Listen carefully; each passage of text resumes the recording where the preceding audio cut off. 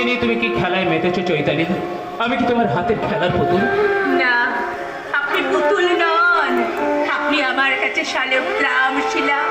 তাই আপনাকে আমি পুজো করতে পারি কমল বাবু, কিন্তু ভালোবাসতে পারি না। তাই ভারতবর্ষ লজ্জা নাটকে অভিনয় করার সময় যে সোনার চেনটা আপনার অজান্তে আমার কাছে চলে এসেছিল, যেটার সাহায্যে আমি আপনাদের সংসারে বউ হিসাবে প্রতিষ্ঠা লাভ করেছিলাম, আজ সেই চেনটা আপনি ফিরিয়ে নিন কমল বাবু। তাহলে তুমিও ফিরিয়ে দাও চৈতালি, আমার সেই হারিয়ে যাওয়া দিনগুলো ফিরিয়ে দাও। ফিরিয়ে দেওয়ার ক্ষমতা যে আমার নেই কমল বাবু। তাহলে উত্তর দাও চৈতালি, তোমার মায়া মমতা কর্তব্য দিয়ে আমার যে ঘুমন্ত মনটাকে তুমি জাগিয়ে তুলেছো, সেই মনটাকে আমি কিনে থাক।